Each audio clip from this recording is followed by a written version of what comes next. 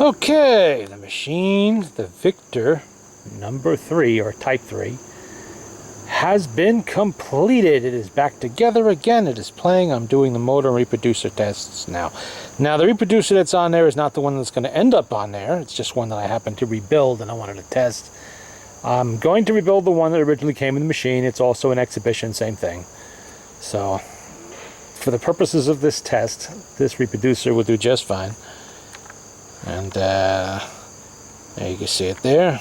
Just a typical rebuilt reproducer. Only difference in this reproducer and the original is this reproducer, as you can see, has a triangular hole for the needle, while the original does not. It has a round hole.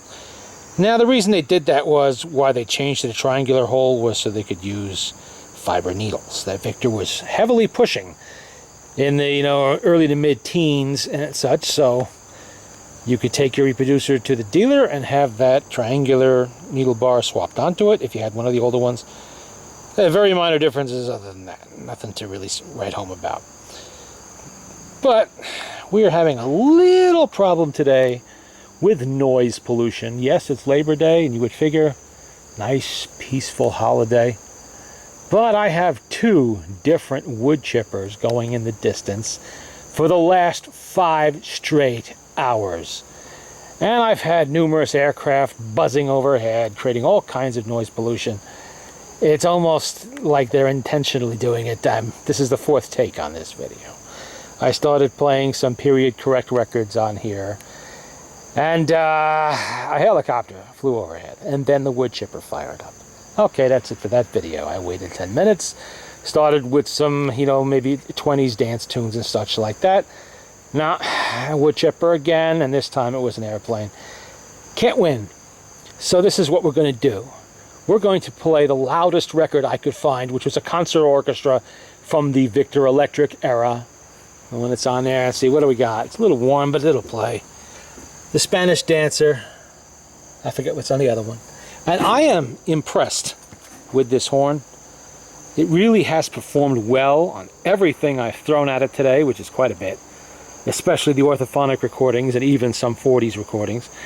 Only problem I had with a few records, I had a lot of like tubas and stuff like that, was I got a little bit of a buzz. Just a little bit of a buzz from the horn. I think the problem is there's a couple of joints that are a little bit loose here and they're vibrating because these are individual pieces of brass, all brazed together. All of this. Look how many it is. Must be 20 different pieces of brass in there. So what I'm going to do is get a piece of clear tape eventually and put it on there, because I don't want to be brazing on this and making a mess. It's already got a little bit of a dent in these spots, so we want to kind of preserve it. So I am going to put some tape on there and eliminate the squeak when I find exactly where it's coming from. In case you might have noticed this is a Victor jewel case. This is what you got an exhibition reproducer in if you bought a spare from the dealer. Maybe you broke yours, and it's a nice little box. Perfectly form-fitted for the exhibition. And I use it for my spare, which that is. Okay, let's play this record now, and you can see how the Victor 3 is operating. And I haven't even finished all the adjustments yet, but it's close enough. I'll be working on it a bit more as time permits. But I wanted to get it cleaned up, and I wanted to get it playing. A very, very special machine.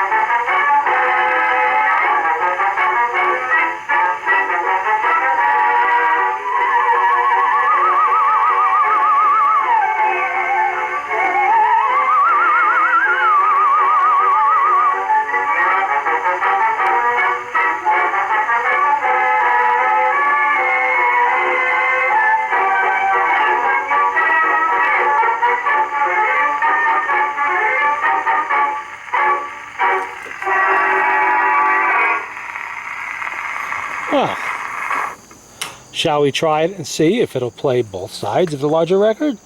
I think it will, because I've seen the springs. Let's see, what do we got on side? Was this side B or side A? I forget. Actually, that was side B I played. There we go. My Treasure Waltz. Okay. Actually, we should put the needle in. We're using loud needles and a loud record, because you can probably hear in the background all the noise pollution. Of course, the minute I'm done making this video, they'll all be done for the day and go home. Come on, people, it's Labor Day. Cut out a little early. Oh well. Here we go. Well, she spins up.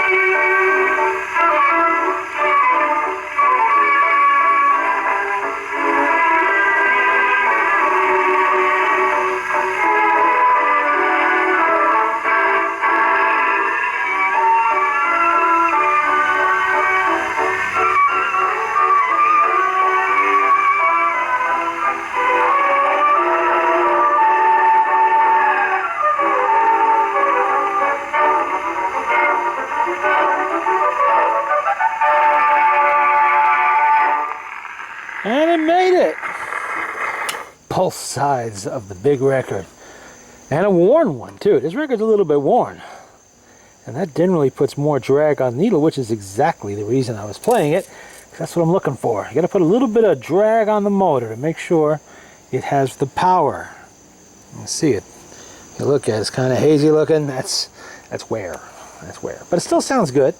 And it's loud enough to drown out the background noise. Let's see if I put another record on there. How about a more ordinary one? A little 10-inch. Yeah, whatever this is. This one.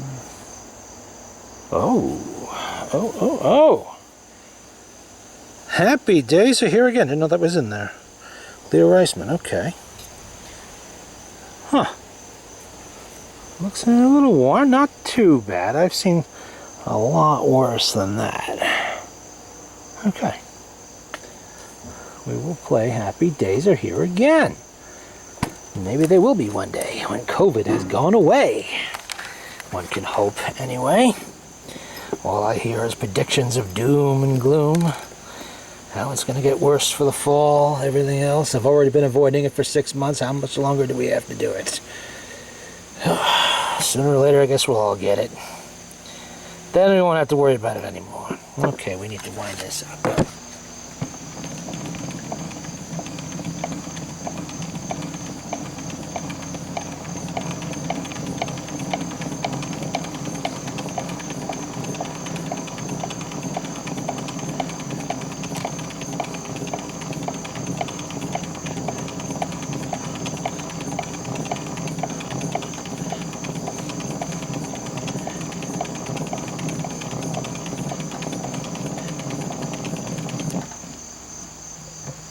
Okay, quite a bit of winding. Well, see how this plays. I'll be impressed if it plays well because it looks kind of worn. And this was such a popular tune in 1930 that they tended to get played a lot, and that kills it. But we'll give it a shot. Worst it can do is not play at all, right?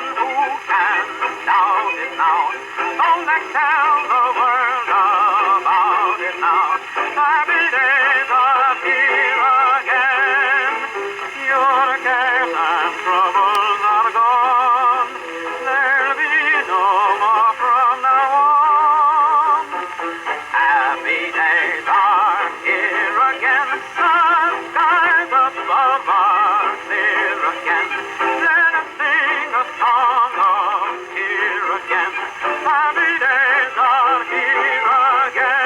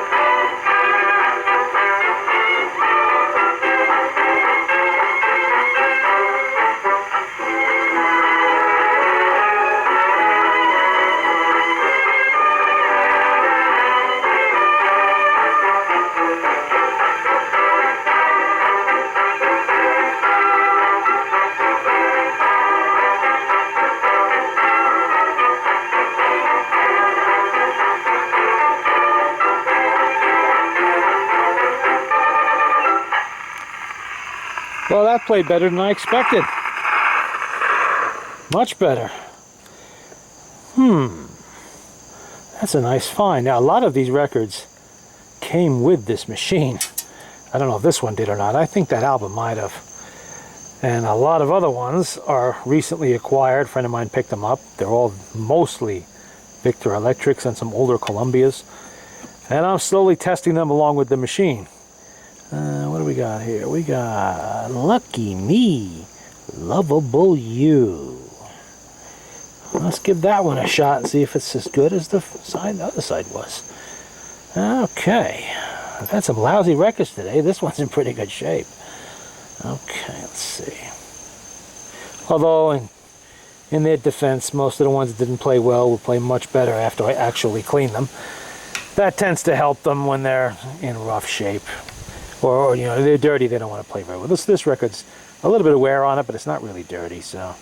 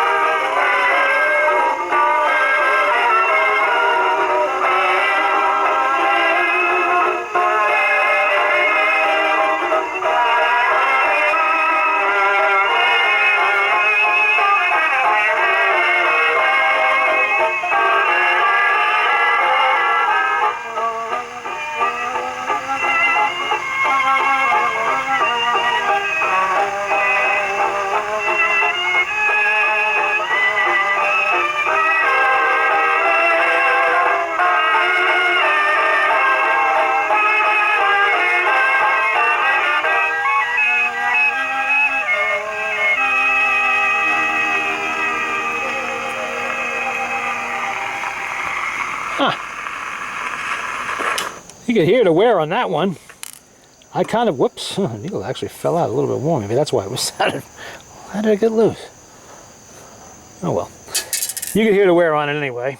And that's kind of surprising because I would have expected it to be on Happy Days Are Here Again.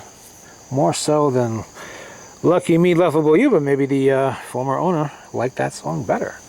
I don't know. Well, that's it for the testing today. It's getting toward the end of the day. And it's time to put the record player away. But there we go. Next step is to rebuild the original reproducer. Put it back on here. Finish up the final bit of lubrication I want to do. Most of what I was doing today was just letting the lube I put in there spread out in the spring barrels and on the gears and all of that stuff, so that it's evenly distributed. Now I'll just touch it up, put a little bit more in there, make sure it's where it needs to be. I'm not going to do anything else to this machine. not touching the felt, for instance. It's going to stay that way. I'm not doing anything else. No polishing, no scrubbing, no more trying to lighten up the finish or anything like that. It's going to retain its original patina. This is a one-family machine on the second owner. Well, second family to own it, I should say. The original family had this machine since, 1904, 1905, somewhere around there. All the way up until a month ago, a month and a half. It was in their possession, now it's in mine. And I'm impressed with that horn. That performed better than I expected. And it is surprisingly loud. Now, you expect the horn to be loud on an external horn machine. They're always loud, especially when playing orthophonic records. But this horn handled the orthophonic records very well. I had no problem. And I've played probably 60 records today easily. You know, I've been testing records for 5 solid hours. I've been just playing one after the other. And all of them were handled easily, no matter what they were. Jazz, you know, opera, orchestra, waltzes, all of that stuff. No problem. No problem. And of course, comedic records too. There's a few in there that have content I'm not going to play on YouTube right now. And I had no problems, because you know, you never know what you're going to get when you have an aftermarket horn on something, or let's say a non-standard type horn. You don't know how it's going to perform. But this one performed very well, which explains why the family had it on there for so long. Possibly why they acquired it to start with. You know, and